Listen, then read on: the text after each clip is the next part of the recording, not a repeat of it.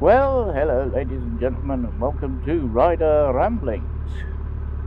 Last time we were discussing my travels to the Far East. We'd had an emergency landing in Rome after the windshield broke in the cockpit, leaving just one of the panes of glass still there. And we landed in Rome, where British Airways,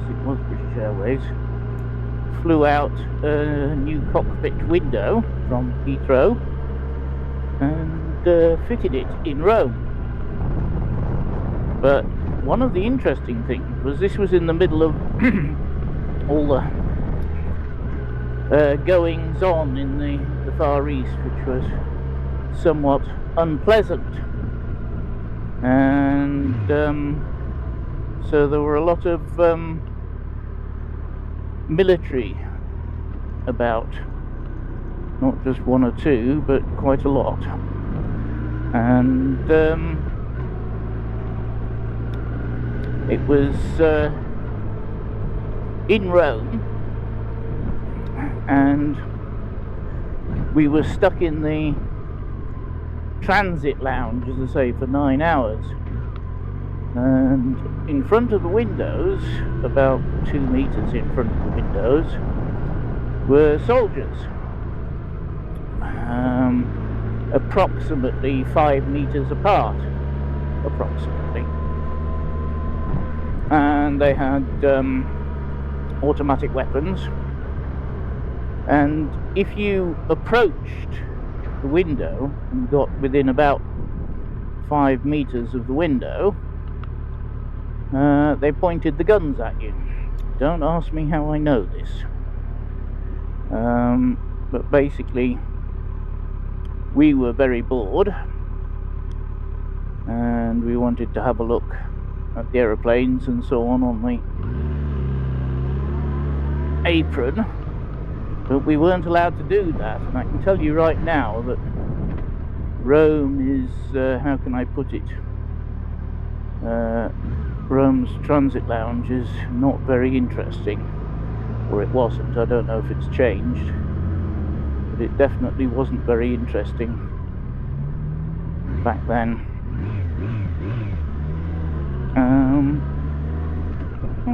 It was spitting a bit earlier on, but it seems to have stopped. So yes, so we were stuck there. I think we were given a voucher for something to eat. We probably were. And we probably got a voucher for something to drink, but at some point. But I can honestly say it was exceptionally boring and not recommended. Anyhow, you might remember that I said, oh dear, I missed out one, which happened a bit earlier. I think we were on a VC10 in this one that I missed out. I'm not 100% sure. It might have been a 707, but it certainly wasn't a 747. I think it was a VC10.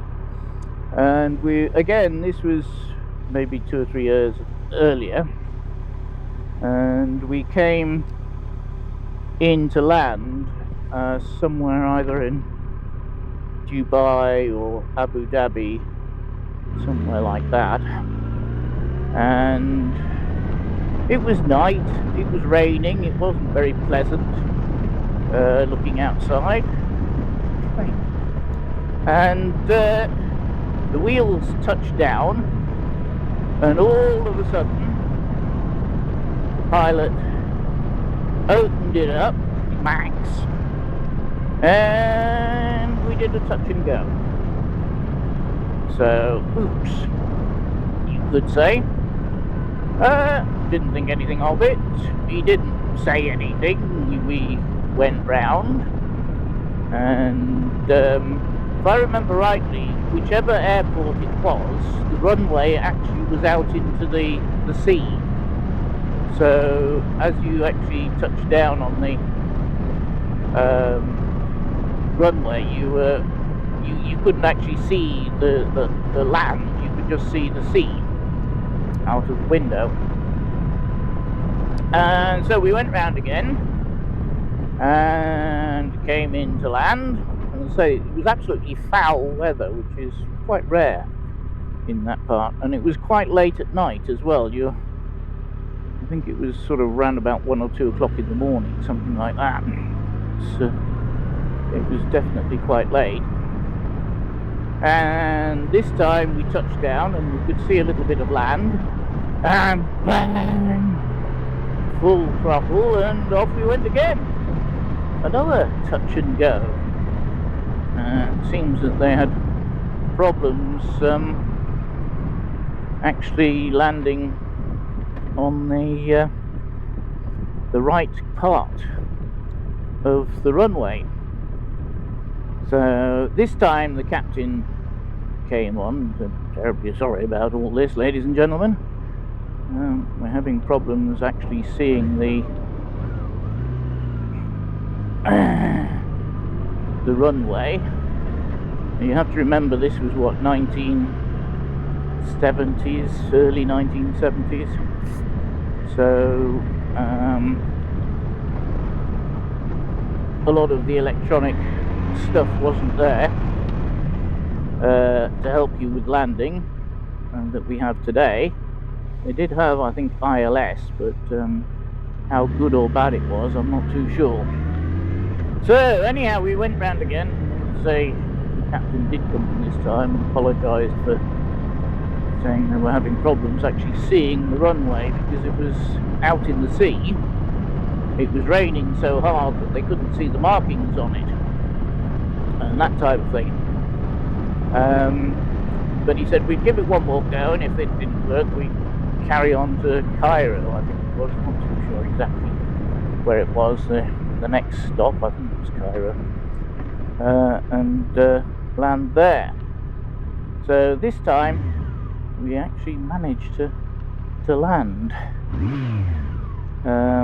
Q.E.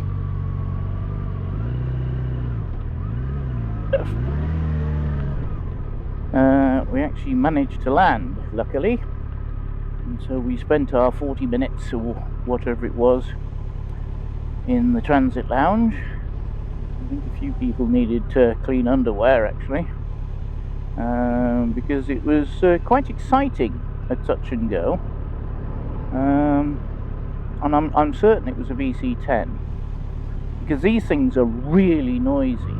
I mean, not just a bit noisy, but really noisy. And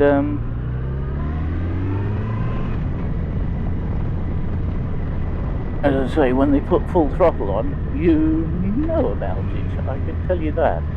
Even though the engines are at the back, make it a bit quieter. As I say, and touch and go is interesting. You literally just feel the wheels touch, and then wow! Instead of the reverse thrust and the braking coming in, you get kicked in the back, and off you go. So that was, I think, the last of the really interesting events that we had. Sort of different, that most people wouldn't have. What we did have was, I did mention that we had the problems with fog in Eden Airport, still Eden Airport, before it became Leeds Bradford International, but we also had quite a lot of problems with snow in London. Now, I know this is not something that people associate with London. They usually think, you know, snow, London, doesn't happen very much. Well, it used to. We used to get snow quite regularly, and I can remember a few times arriving in Heathrow, and the flight to Leeds Bradford had been cancelled, so we Eden Airport had been cancelled, so we'd go to the Aerial Hotel. It's still there, I believe. It's a sort of round building, and we stayed there a few times. I remember one time we were there for 2 days, I think it was, due to weather-related problems and no flights. But one thing sticks in my mind quite a lot. We had a boy from Haiti who used to go to the same school. His father was something in the government, and he'd arrived in from Haiti about the same time as we'd arrived in from the Far East, and so we caught the same shuttle bus to the Aerial Hotel. We'd been given vouchers for this because of the delay, and we went to the check-in, and I checked in, my brother, so we had to show our passports for some reason, even though we were British citizens. I'd been about 16, I think, maybe, something like that. And of course the boy from Haiti then checked in. Of course, he's not a British citizen, so when they asked him for his name, he said, "Yes, my name's Fred Smith." And of course this sort of got some raised eyebrows, very raised eyebrows. So they immediately said, you know, "We'd like to see your passport, please." And so yes, he showed them his passport, and true enough, his name was Frederick Roy Smith. And consequently, there were quite a lot of raised eyebrows about that one. Yes. So yes, that's that. I mean, we did meet other boys from school. Lebanon. This was before Lebanon became the toxic place that it is now, or it has been, before the PLO got involved. But I won't go into that. And Lebanon was a really beautiful place, and Beirut was absolutely fantastic. And one of the schoolboys, actually, his father worked for the UN in Beirut. And of course, one of these times we arrived in Heathrow, and we were quite literally snowed in, and we were there for a couple of days. I mean, quite literally two nights before they managed to clear the runway, get us off. I mean, these days they usually have the runways cleared quite quickly, but to say in those days there could be quite a lot of snow, and there was nearly every year.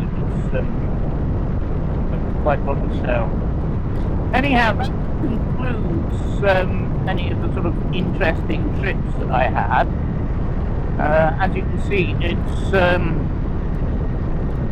afternoon, and I'm going out for dinner. Yeah! No alcohol, I'm afraid. Right. That's life. So, what I might try on the way back is I might try be the pure video mode and see what it's like with the pure video mode. So you might get a little bit of video tacked on at the end, you might not, or you might get a complete video. You never know how lucky you might be. Anyhow, please like, comment, share and subscribe. Got it right this time. And I'll see you next time.